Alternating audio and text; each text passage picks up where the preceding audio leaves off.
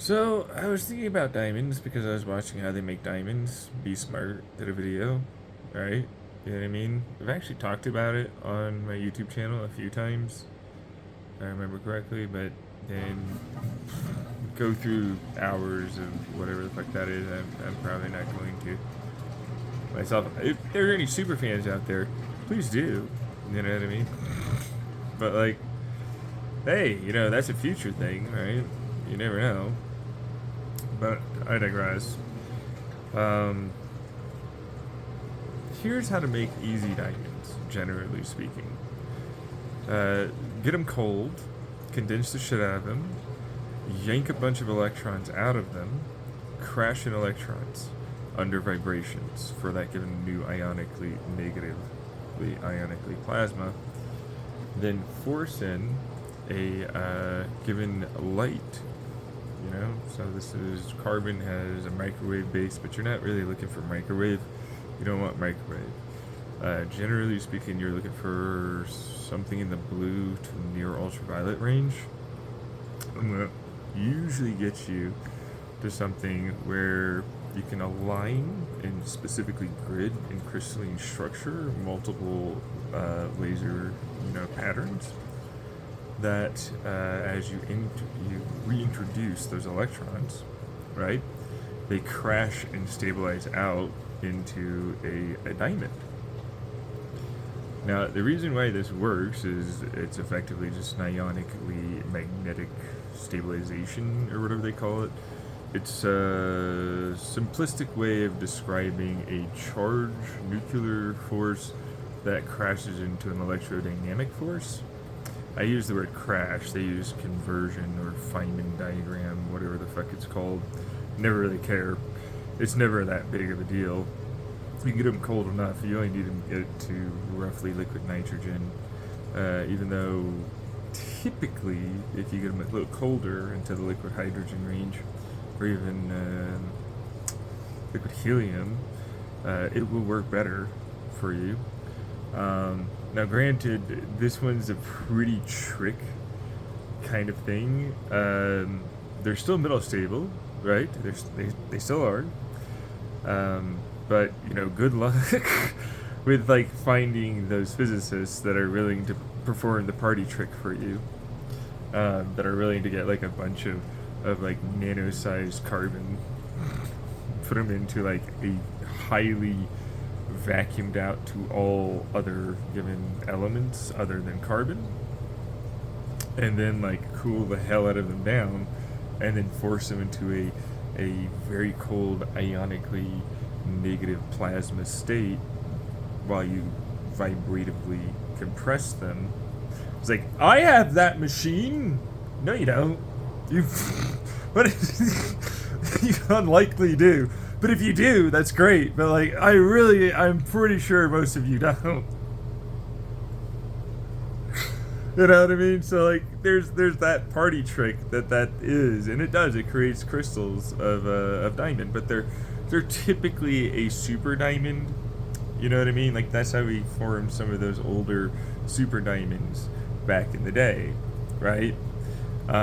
Which are plasma depositions, but they usually need a substrate. Now, this would create a crystalline formation from the start, and that basically is what the trick is that they do. If you don't know, that's all I'm describing. So if you were like, no, that's not how this is, that would be stupid, we'd use all this other stuff, and I'm like, so listening to a person that doesn't know anything is not very good for you, so don't do that. Let them talk, and over there in the corner, well, us smart people talk about this. You know what I mean? And basically, it's equivalent to just yank electrons like a neon transformer, effectively, while it's in a vacuum, right? You gotta make sure that it can't adhere carbon to it.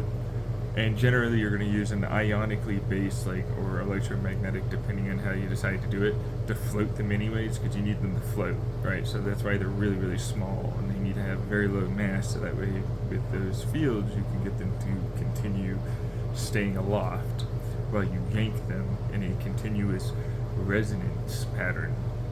you're trying to basically do that, but then they go backwards and forwards. And it eventually yanks enough electrons that they become puffy, like they use for this clock or something, that they create a puffy electron orbit thing, and then it decays back, right? And so they're using that as a better than the super cold cesium atom clock they use now.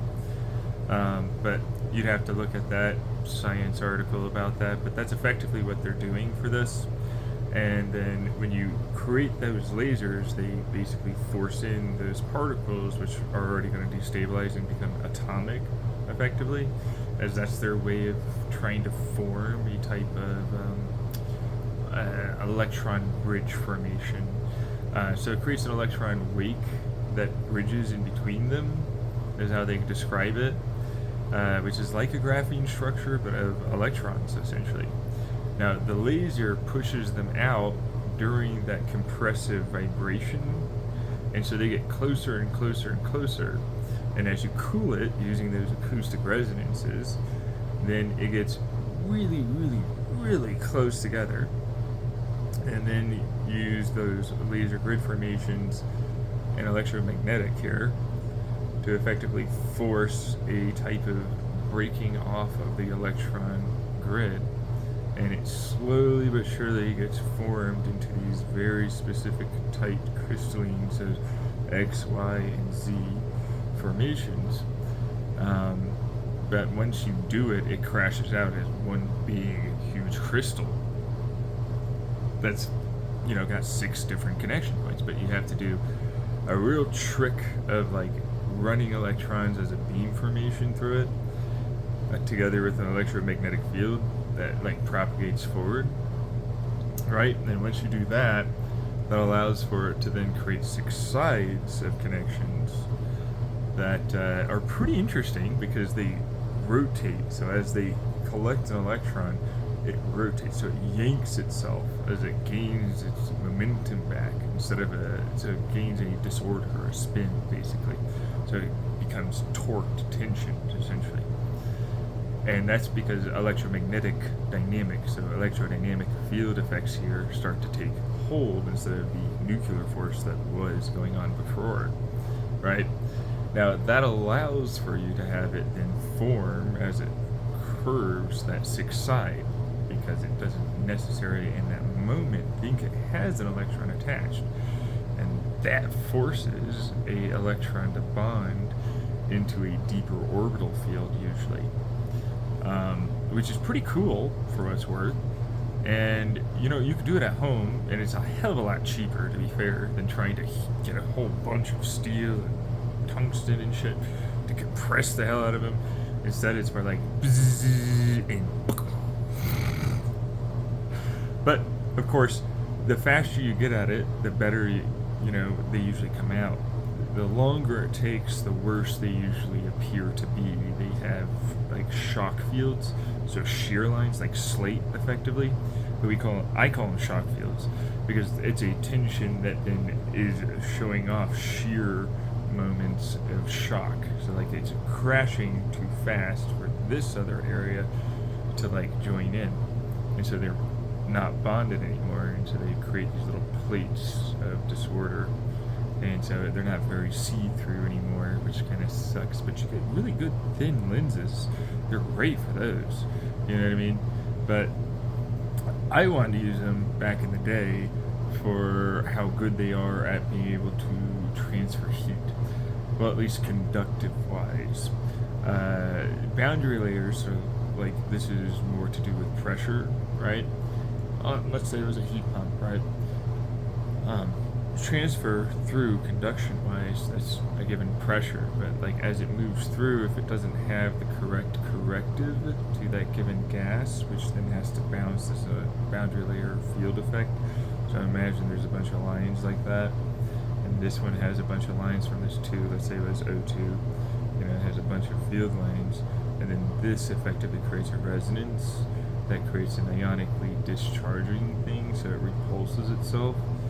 And then as it goes through, it basically creates a change of the Hall effect, which is a different spin field that's there while the electron orbits there. that means that it doesn't want to get close to it. So you usually have to use pressure to get around that. But if you happen to align their spin, the O2, by causing it to at least flip one way or the other, that ionic and then the Hall effect change gets removed, and you get a closer boundary, and then it'll actually bounce and then create a conductive convective, which is nice, as that's a kinetic momentum. I had to figure that out for a graphite to other, metals for rocket engines and creating electromagnetic field propagations, so like EMPs essentially, and some of my designs. But they're actually not doing that. I am a plasma of ions, and then moving over to the next attractive area. So it's like, shift it like this, so current goes through like this, and it goes, and it spins like this instead, but that's a with a square direct current pulse. So it's like, here's a sine wave with a square input pulse that then changes it to rotate. Anyways, that creates a attractive ionic on the surface level, but not on the deep end level. So it would pulse, but that's timing, so that's a whole other thing as it comes over, as that's a electromagnetic effect that stays with the given ions that then are moving a particular way to allow for a attractive moment to that given field effect that is going correctly to then mix like a fluid that wants to grab like a bunch of monkey hands and then correct itself to a given direction. Like, right? Like the right vortexes, and they mix, and it spins off the right way as it cancels a certain Z and vertical, so X, Y, Z, right? So X, Y, Z, so to Z and an X axis movement to a Y movement that then allows for a given directionality diagonally to the given direction it was already traveling. But this is a non-Lorentz force, which is perpendicular, so this is a diagonal. So you can't call it a Lorentz force, that's why I call it a Lemke force, but that's a vortex collapse field that then propagates through a tunnel as an informational occlusion matrix that moves through. But, then you have to know about Lemke phasing principles, my last name stuff, not the other Lemke theoretical particles. It's just me. Anyways, I just got into it because I wanted to learn how to make diamonds to make a better heat pump. Then I was like, piezoelectric would totally work, and if I just create like the right alternating to direct current, like I remove that effectively, but that allows with a peristaltic and a change of the given refrigerant, it allows for it to compress during condensation and moves anyways. And that's boundary layer effects on the inside diameter, peristaltic stuff, as then it creates a repulsive and change to the kinetic. So that's a squeeze. Peristaltic is a undulation. Anyways, doesn't really matter. It means that it runs itself, or at least can, very close-wise. It depends on the total surface area volume here of the given radiator versus the given condenser, that blows it off that way. Of course, that's what the peristaltic, so that's a continuational resonance with vacuums inside. So pressure around the atmosphere effectively continues making it work. But then that means it's like perpetual, but it's not. Of course it's going to break down. That's not really what that is. But, people never like to use vacuums in their design for some reason. I'm like, why? They work way better than like some stupid spinny bullshit. But like, that's, force over mass acceleration squared. So over time here too. So like a given direction kinetically, if it's aligned, gets condensed, right? But then it gets faster. So it goes big, huge, massive, but low density as it bounces on itself, right? Gas. But then as it gets condensed, you can speed it up. Okay? But it starts acting like it's that big low density, the faster it goes. Standard Bernoulli principle, standard low density, the faster it goes, right? Of course, you can use ionic fields and electromagnetic field propagation along with a passive structure that helps this to start immediately doing that, especially with vacuums that are in play, as it bounces off of that, and then it's going to create different diaphragmic structure and movement. But that's not really a part technically, except it kind of is. I started to make a diamond fiber, specifically because I wanted to see if it could be done. Of course, this is in my head, right? I don't have like any of the actual tools or any of that. But point is, the theoretical here says, yeah, and then I already put up on my YouTube channel about how light can create a shadow. Then turns out light could create a shadow. And that's not even getting into all the rest of them that I was right about. Turns out. But, that's definitely here in this instance and there in this instance. It's like, hell, I could definitely just squeeze out a diamond fiber filament and, what? Say, screw it. Why not? Turn that into, like, this idea I had for a spacesuit, which I have a couple of them, actually, to be fair, along with, CPUs, etc. with moving, and it's got tensile strength, plate cloth systems for this, floating in the your ocean, right? That works on buoys, and then we use tensional anchor points from the buoys to the right arcing pole structures. With vacuums in there and piezoelectrics, along with solar photovoltaics, to be able to build massively large airships, or larger than cargo ships. Of course, that's after it expands, you know what I mean? You have to go, and then, Still, a vacuum is a vacuum, so it's quite buoyant.